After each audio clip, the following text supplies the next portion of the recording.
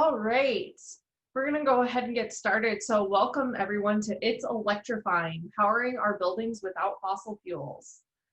The learning objectives for this session are shown here, and we'll be following up with a survey with more information on how to receive credit from AIA after the event.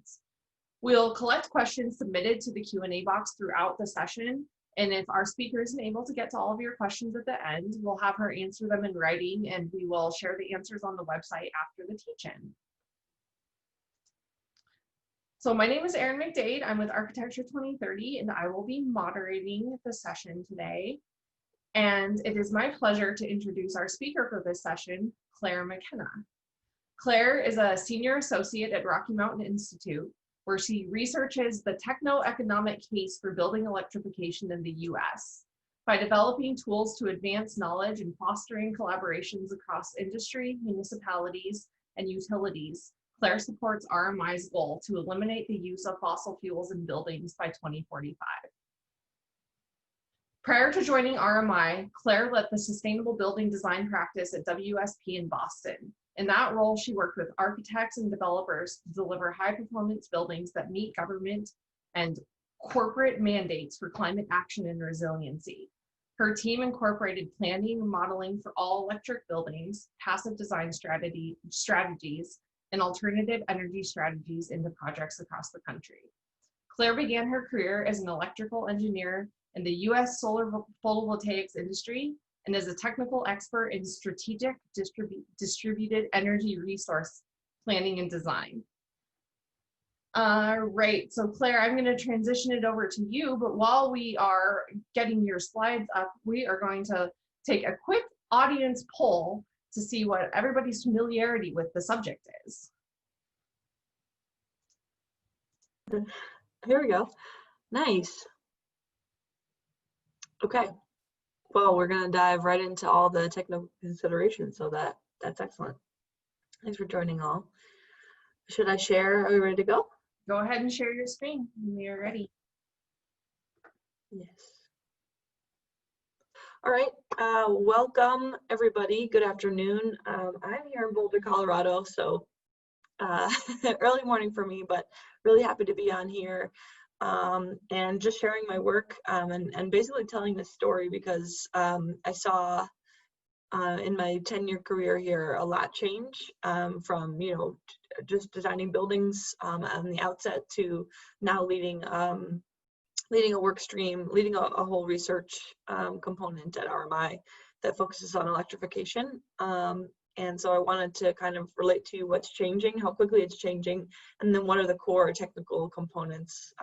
Being industry folks, I want to, make sure I communicate that because I think that there's a lot to know, and I think there's a lot of insights around, how we can stay active, relevant, and help make the change that needs to be made for climate action.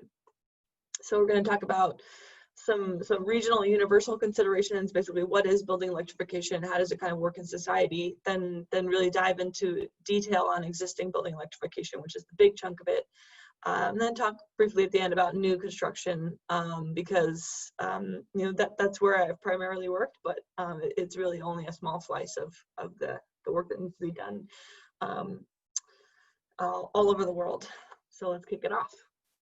I add this slide at the very beginning because this is sort of how RMI frames up what the opportunity here is. Essentially, it's a gigaton annually of greenhouse gas savings that can be found in ending the direct combustion of fossil fuels in buildings. And if you speak this language, we're all headed towards this 1.5 degrees C warming scenario, and in order to do that, we need to eliminate half of combustion in fossil fuel combustion in buildings by 2030 in the U.S. And remove all fossil fuel combustion from buildings by 2040. That number, the 2040 versus 2045 versus 2050 target, I think dances around a little bit, but I know that Architecture 2030 and now RMI are aiming for 2040. And in the US, there are 70 million buildings that burn fossil fuels. So we have our work cut out for us. This is the, the precipitous fall that we're talking about. When you look at sort of where we've been, certainly the the graph goes back farther in time, and we would obviously see a steady rise, but essentially we're looking to get down to here, and we don't have much time at all. So just another way to frame the urgency of that matter.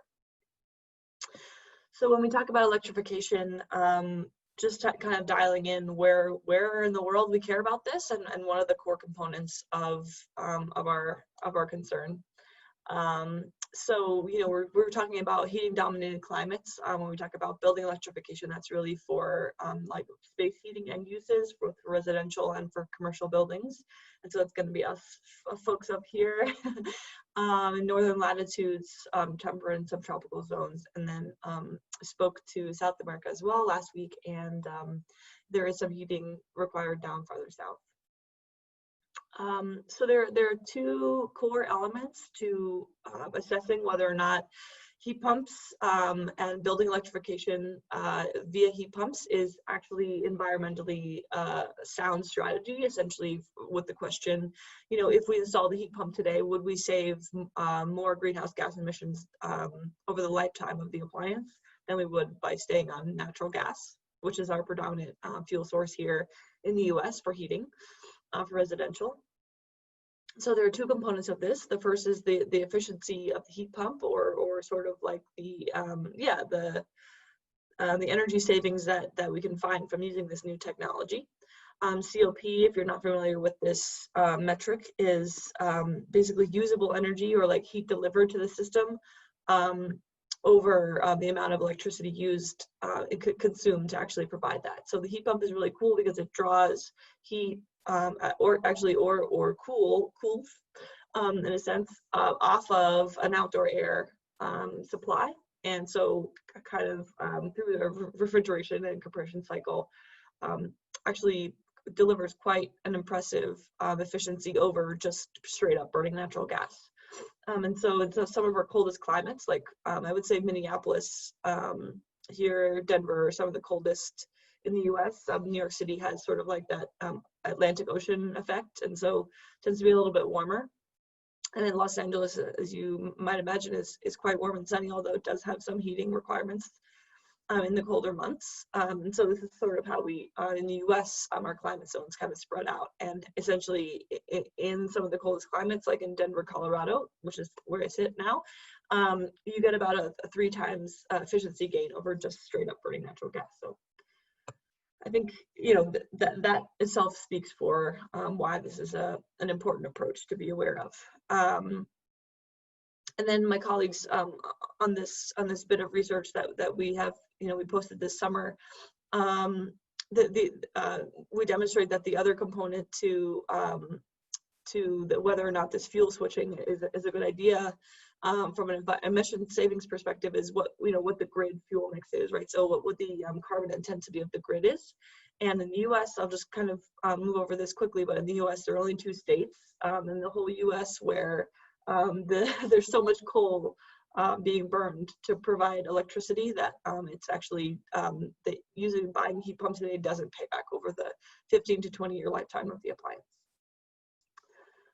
But I maintain that long view on emissions is absolutely essential. I think in the US right now, the standard practice is to sort of use this like federal standard that looks at like maybe every 2 or 3 years is published on what the grid mix of that year is, or the year before. So we have a 2018 standard I think a lot of folks are still using, but as of October last year in the UK,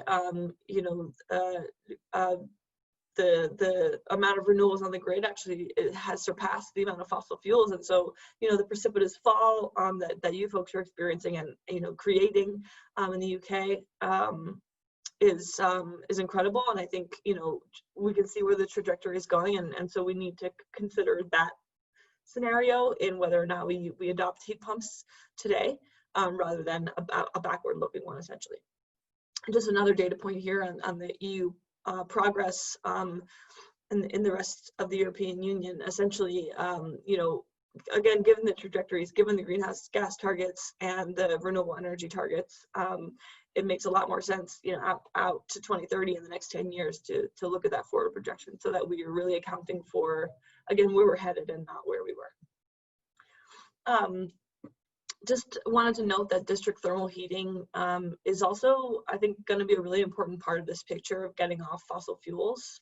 So this is the concept that we install, you know, a hot water loop that serves multiple different end uses. So this could be, you know, industry. We have some power plants on here, and of course residences and businesses, and you know, we talk a lot about electrification via heat pumps, but especially in the colder climates and where there is a geothermal resource, is going to be a really, really important way to get convert a lot of buildings, I think, relatively quickly. And I think it's also a really important concept in the notion of switching fossil fuel, like for instance, natural gas utilities away from fossil fuels and onto something that is a more sustainable business model for, you know, 2050 and beyond.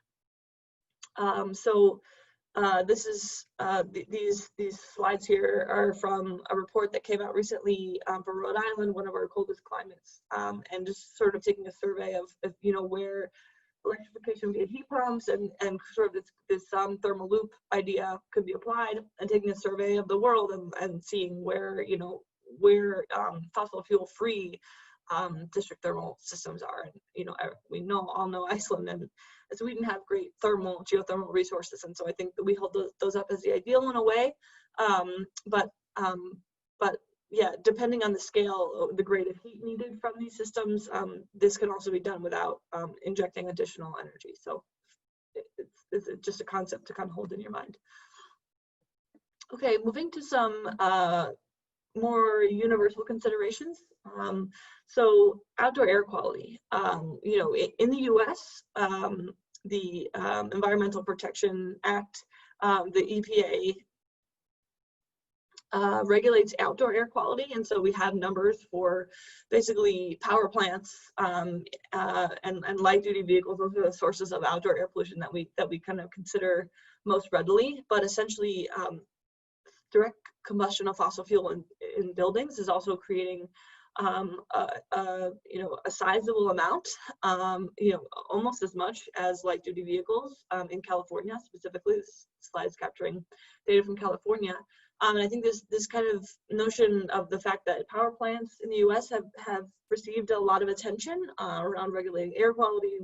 It's sort of like visible. We know that something's being done there, but for buildings, there's something like, at least in the US, and I think this is true in Europe as well, that there's sort of this missing notion that that direct combustion from fossil fuels in buildings actually contributes to emissions.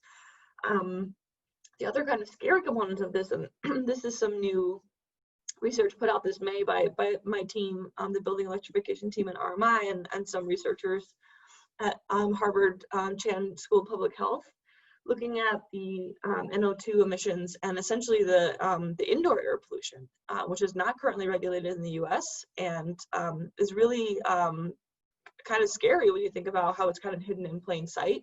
And so we're trying to kind of bring up the visibility on this. You know, these numbers here just showing that during a cooking event, like when you're cooking, you know, you could have these spikes, which could be prolonged over the course of the cooking time, that are even higher than acceptable, you know, regulated outdoor air levels for NO2.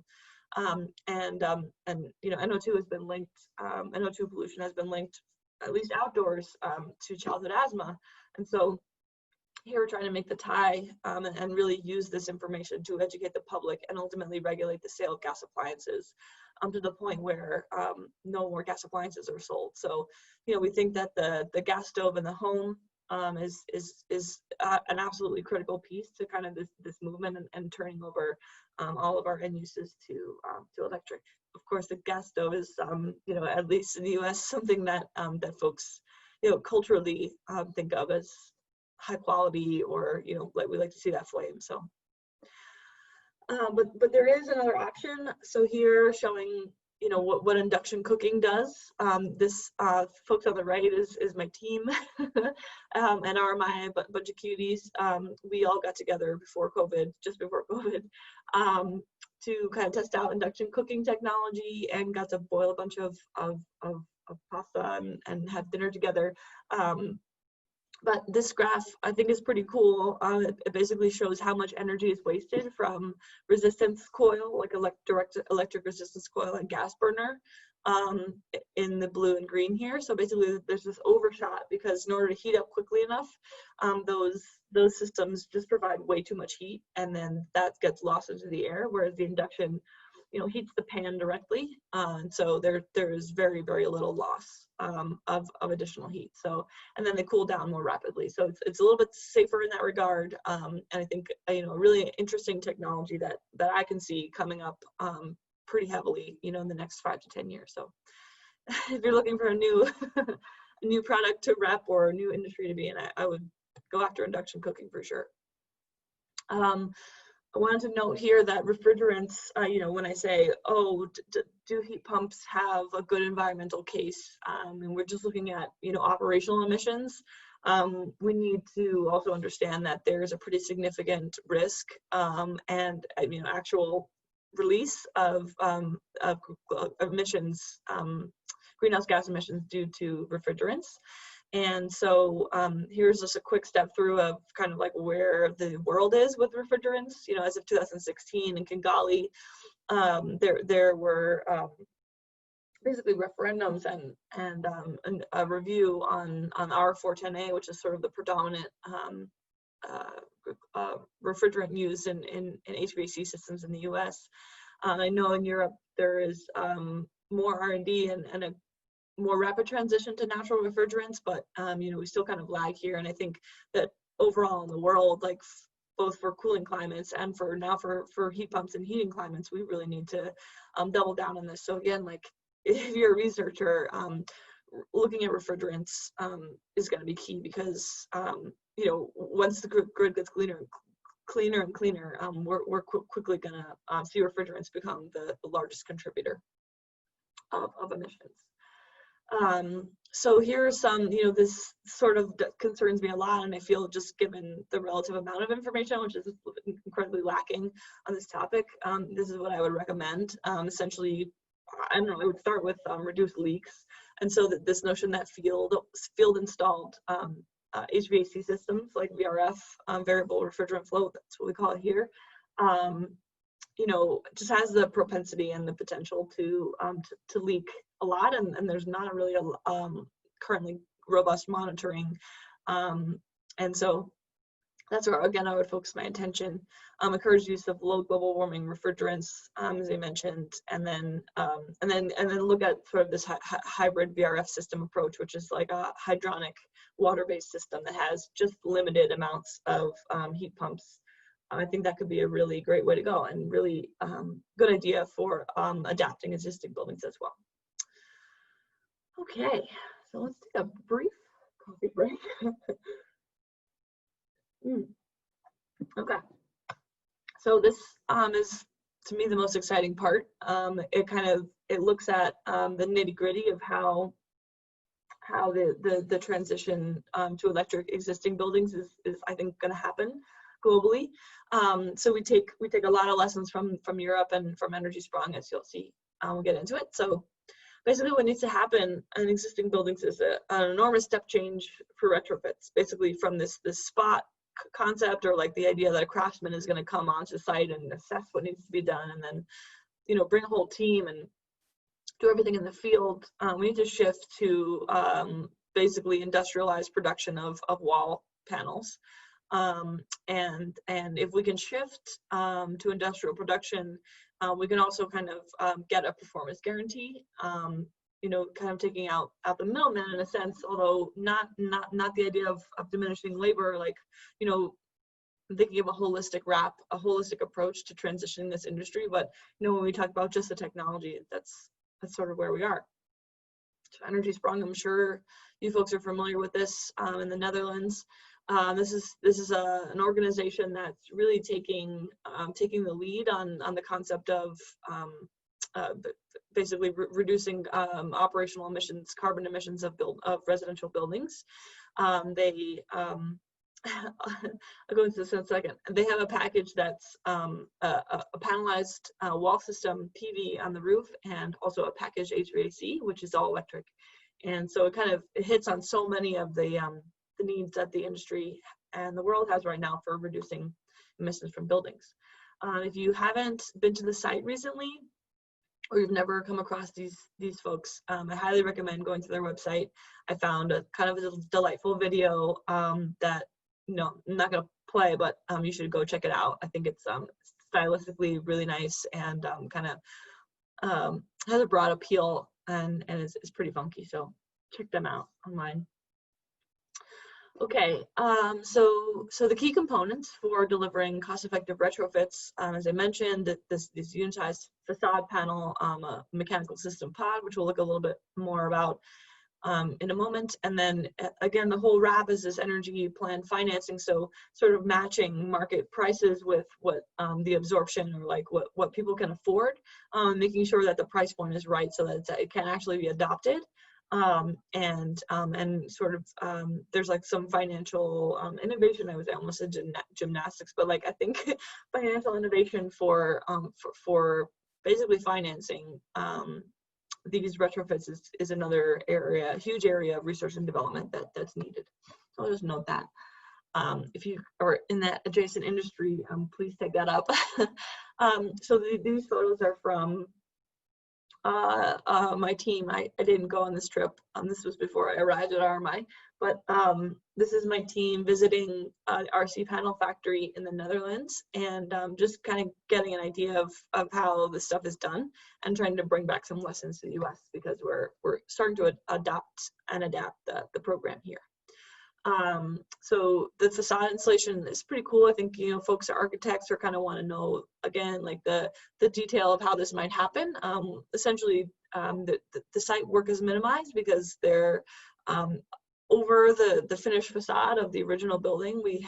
The folks, the contractors will hang a frame, and then the panelized wall system is then kind of supported on that frame.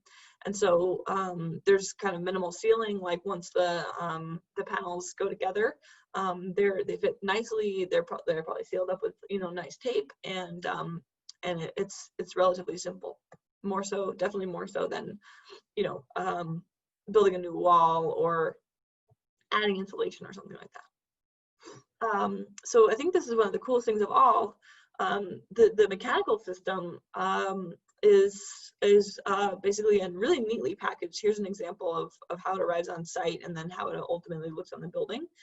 So it's a neat package, and what it is all, I think the innovation here is the fact that it is a package, because everything that's offered here that serves this building to make it all electric, so an all electric domestic hot water, an energy recovery ventilator, a heat pump for space conditioning, and then a PV inverter controls. All of those things exist today, but they don't really exist readily on the market in this fashion. And so this really floors me. I think that this is an example of the kind of thinking and the kind of production that will get us to scale. And this is kind of what it looks like. This is what the Netherlands project that looks like when it's finished. And I think it's cute. It's a little bit deeper now, but for the performance, and I think if the cost is right, this could really go far. So I like this concept of the volumetric cost reduction. So the essentially the market side, the supply side and the demand side have kind of agreed to these price point reductions. And so by setting up the market in this way, by having this like kind of collaboration where there might not in other markets be a willingness to cooperate, kind of coming together to reach this aim of reducing the cost and essentially thereby reducing carbon emissions by enabling this uptake. So again, this is a cost curve we're trying to model in the US. As we bring the project to the US and work with Energy Sprung, to adapt their guiding principles, we are, keeping to the same core components and just sort of adapting them to US standards. So we're using the FIAS, the Passive House US efficiency targets for our panelized system.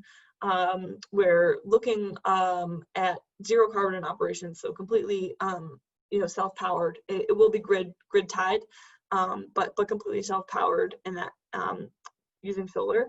And then pushing for deep cost compression is a huge component, and we're looking for factory partners here. We actually have 2 test sites in the U.S. These are currently under construction, so it's cool to think that as we speak, like the wheels are kind of turning here, and I think that again, like the opportunity to scale is sort of like right with us, and so I'm really excited to think about these 2 completely different climates. We're talking Boston and the East Coast, cold winters, and then Sacramento, California, which is quite warm and sunny most of the year, can get quite hot as well. It's definitely a cooling dominated climate. And to think that, that we could approach a solution for these 2 and then, maybe access many, many more buildings in the US. I'm just gonna walk quickly through sort of some of the more technical stuff. I think I touched on a lot of it, but basically for the California project at Beverly Terrace, these are some of the basic technological components to what had to happen. So I think it's really interesting. When we look at the Energy Sprong case study, at least for me, because I wasn't involved, and maybe some of you folks weren't either, it looks like, oh, we can just smack it together and it's all good. But there are sort of like some site workings, like what do we do with the attic? Like how do we duct the systems once we put the pods in? And so all that is kind of being tested and ground proofed right now.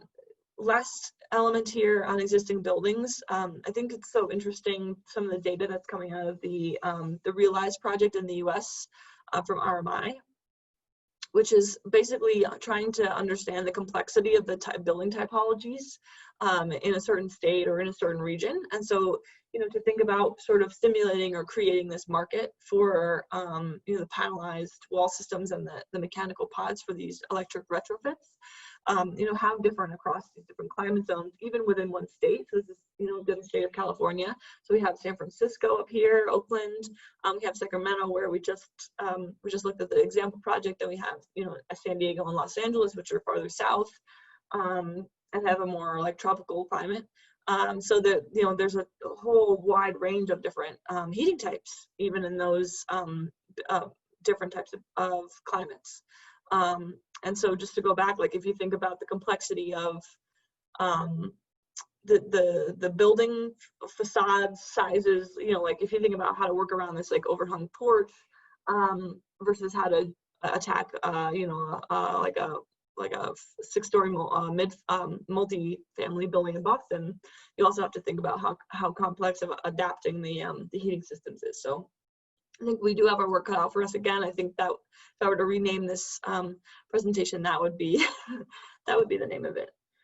Okay, so I think we're going to 1:30. So I just have a couple of more minutes here, and then we're going to go to Q&A. So just wanted to note that cities in the U.S. are, many of them, 200 plus and states have taken up the We're Still In America's Pledge, which is like basically our version of saying like, thanks federal government for not supporting climate action.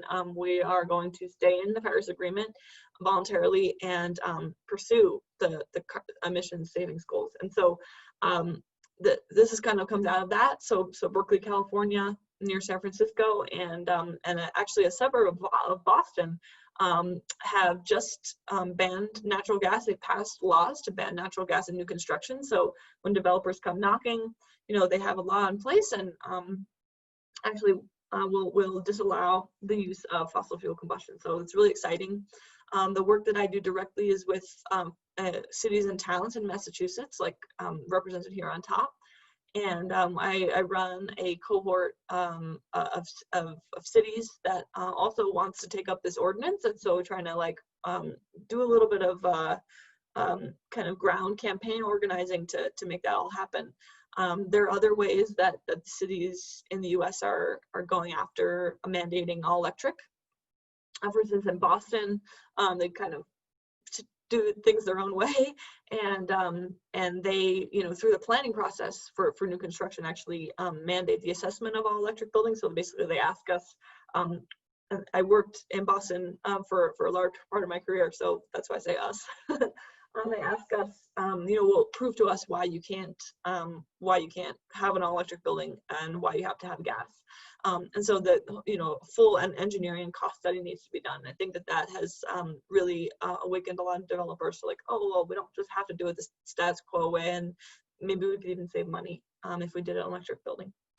And then in Seattle, that city has the ability, unlike a lot of cities in the U.S., to write their own local building code that's separate from the state code, and so they've taken that opportunity to incentivize electric. So maybe we covered this at the top, but essentially just to communicate, you know, when we talk about new construction, these are the end uses that we're trying to switch from fossil fuel combustion, and we're not so focused on sort of like the, how would you say, recreational, you know, or like non-permanent fixtures.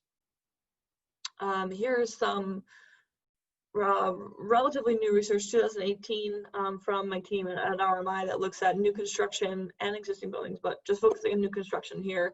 Net present cost, so this is operating cost and first cost breakdown for heat pumps versus standard heating fuel sources in these different cities in the US. We find that the heat pump on a net present cost basis is lower in all cases for new construction. So I think that that's a message that we're trying to communicate out and make sure that, you know, folks in like policymakers in these cities know what's happening, and that there's no need to wait, and that when, you know, contractors and homeowners are, you know, don't have the information they need or are not sure like what they're going to be facing economically if they were to make this choice, that this information could help them, you know, start to change their minds. And we're also running, if you follow RMI, we'll be releasing an update to this report that also looks at multifamily buildings in more cities by the end of the year. So stay tuned for that if you're interested. So coming to the end here, we'll have a couple minutes for Q&A. So in my mind, these are the biggest barriers to commercial adoption of electric buildings. You know, regulatory, how are we going to pay for fuel switching? Certainly not every household or person can afford or is really in the position to, you know, if they're renters, pay to switch the heating system in their home. And you know, the same applies on a larger scale for commercial buildings. Decommissioning the natural gas system infrastructure, businesses that sort of like operate all of the infrastructure that we have, it's going to be a huge task. The market, I think this is where a lot of folks on the meeting here are concentrated, and I think the contractor risk and costing, basically proof of concept projects, are incredibly important. That's what I always hear teams and policymakers need more of. And then lack of clarity on refrigerant regulation. Like, why would a contractor say, yeah, sure, I'll install a VRF if they think that, you know, refrigerant regulation is coming 5 or you know, 7 years away in maybe a code cycle or the next one, and they might have to like switch out the refrigerant that they're using, which is, you know, really taxing and really costly. So that comes to mind as a big obstacle. And then equity, you know, I think can't be discussed enough.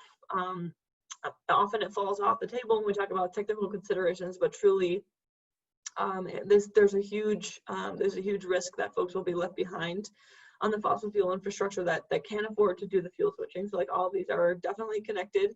And that at least in the US, I mean, I'd be interested to know if someone could comment where you live, like, you know, what is there, how is electricity very expensive, and how expensive is it compared to the fossil fuel combustion, whether that's, you know, gas or propane or fuel oil that you might use for cooking and heating. So I'd love to hear some of that feedback. And then, as I mentioned, failure to reach renters in low-income communities that are kind of not well represented in the political system, and often, you know, don't make it into top consideration when these things are planned for. So ending here just by kind of noting a quote from this woman I actually have come across in the U.S. Kilroy Realty is a large U.S. I guess real estate owner and developer, and she's basically saying, you know, I don't even know if tenants or buyers actually know if the space is electric. Like, they just want a comfortable space, that they want good architecture, and they want, you know, they want to do business as best as they can. And so I don't know, that kind of tells me, like, there's a big hubbub about, like, is it electric, is it not? But like, we could sort of like quietly, you know, switch, and there would be whole bodies of whole consumer bodies that are okay with it. And so, yeah, maybe that's not the most rah-rah message of all, but I think that it is kind of positive in the end. Like, I think we have to look at ourselves and think, like, you know, what's the hubbub about? Like, is this maybe more doable and more possible than we think? So I'll end there. Thank you, Claire. All right, so we do have a few minutes for some questions. So I am going to start with this one.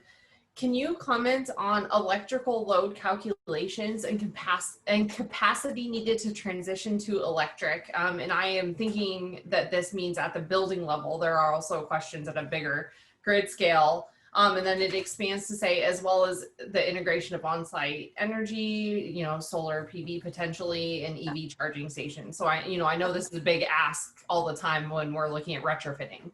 Yeah, definitely. So when you're talking about retrofitting, the notion of is whether it's for single family residential or for commercial buildings, you know, do we need to upgrade the electrical service? Do we need to at least upgrade the building panel? That is definitely a cost that we're considering when we look at the economics of electrifying these buildings. But you know, when I hear that question, I do hear like slightly like what happens to the grid, and maybe it is about buildings, so I can talk briefly about both. So for the building, I think the biggest concern is just kind of like the added first cost of upgrading the panel or the service size.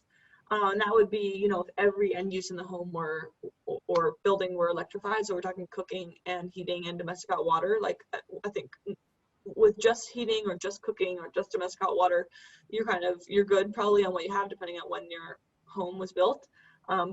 But if you have an older home and you're transitioning all those components, then you probably are going to have to upgrade the service.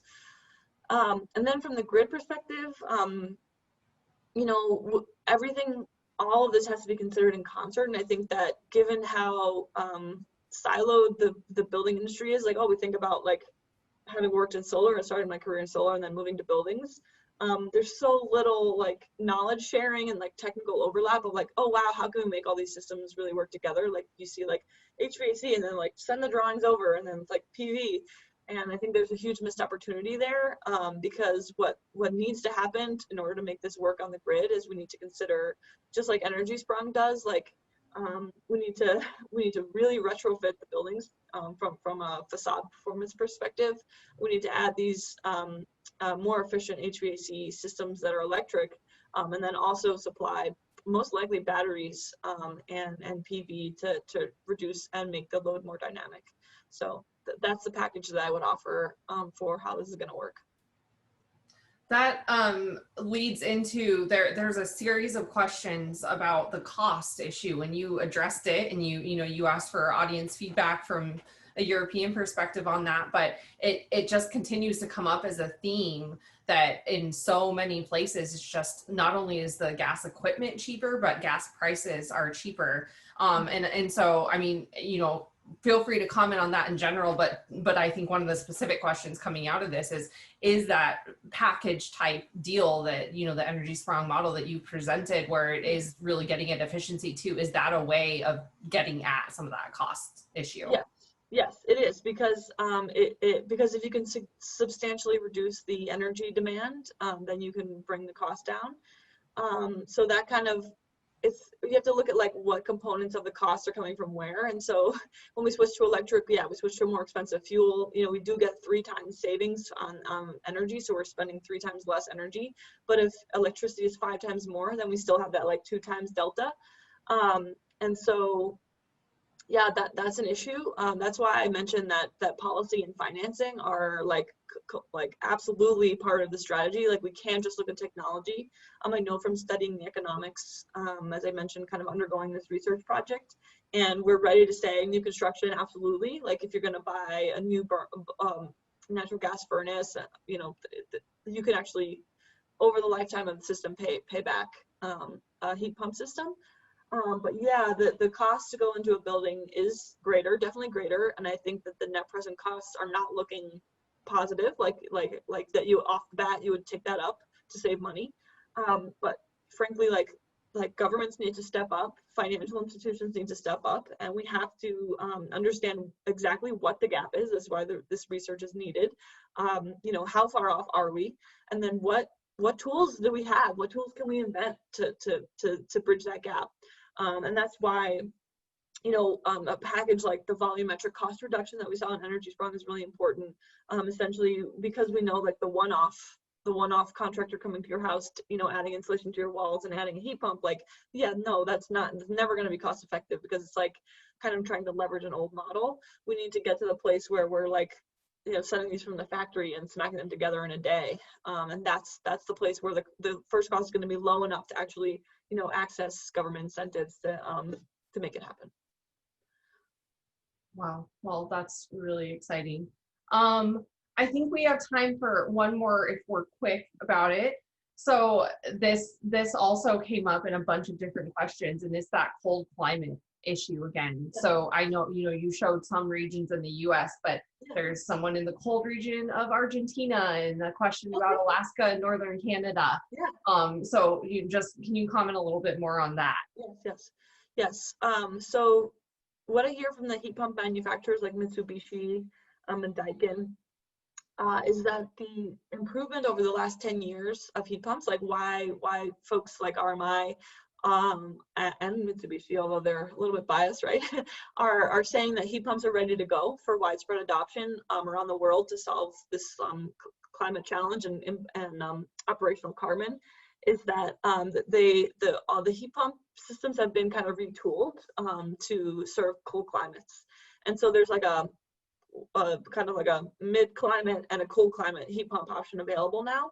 And what the cold climate heat pump does is has a better variable speed range on the compressor, and so it can actually do like it can do low load more efficiently and high load more efficiently, and also it enables the heat pump to operate at much lower temperatures. It is a slightly derated capacity, but I know that, for instance, the heat pumps that they're offering as cold climate can operate down to -9 degrees F at 90% capacity. And so I think that that's way more capacity than people commonly conceive of. So essentially, it's not like the system is going to break down there. You're going to get reduced capacity from the heat pump module, but all of these cold climate heat pumps come with an electric resistance backup coil within the system. And so they're essentially from the very chilliest, coldest nights, if you're in northern Canada, if you're in Alaska, if you're in Northern Europe, you know, you're going to get down to potentially -20 degrees F. I've definitely seen that.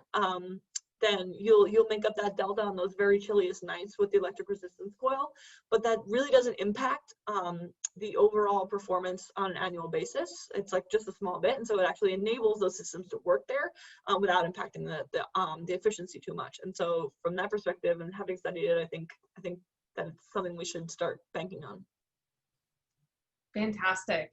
All right, well, we do have to end it, but any remaining questions that we didn't have time to address, again, we will address and post answers on the website. So thank you so much, Claire. Yeah, see ya.